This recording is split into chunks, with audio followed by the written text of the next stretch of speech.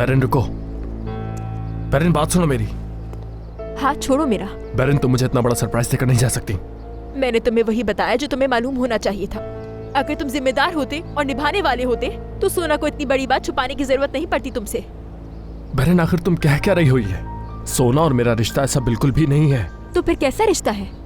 सोना को हर जगह साथ लिए फिरते हो और फिर इसे रिश्ता भी नहीं कहते, यहाँ तक कि उसकी जिम्मेदारी से भी भाग रहे हो तुम। हकीकत ऐसी नहीं है अली। तुम सोना की जिंदगी इस तरह बर्बाद नहीं कर सकते। तुम्हें अपनी इस गैर जिम्मेदारी की कीमत सारी जिंदगी चुकानी पड़ेगी।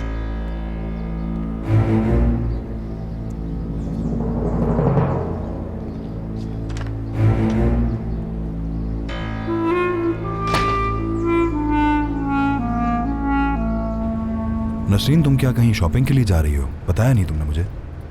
मैं जब चाहूँ अपनी मर्जी से शॉपिंग पे चली जाऊँ, ये तो मुमकिन नहीं ना। दरअसल मैं अपनी एक दोस्त से मिलने जा रही हूँ। वो वकील के ऑफिस में काम करती है। मुझे लगता है शायद मेरी मदद कर सके वो, क्योंकि वकील करने के लिए पैसे नहीं है मेरे पास। एक मिनट, मैं समझा नहीं। तुम्हें वकील की क्या जरूरत पड़ गई नसरीन? मेरे बाबा का घर बेचने का सोच रहे थे हम लोग। वैसे तो हम उसे बेचना नहीं चाहते, मगर क्या करें, मजबूरी है। मगर क्यों? अम्मी और मैंने मिलकर फैसला किया है। ठीक है, लेकिन क्यों नसरीन? अगर तुम नहीं चाहती तो अपने बाबा का घर क्यों बेच रही हो?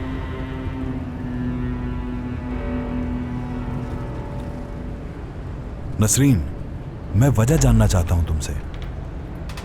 करीम साहब छोड़े ना, मैं इस बारे में बात नहीं करना चाहूंगी। मैं तुमसे कह रहा हूं कि मुझे बता दो नसरीन।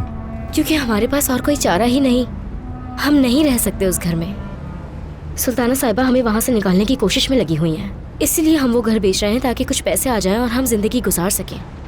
करीम साहब, मैं जानती हूँ कभी भी कबूल नहीं कर सकते आपके घर वाले हमें। दरअसल मुझे तो अब तक वजह ही नहीं समझ आई। यानी हम सिर्फ मामूली से लोग ही तो हैं।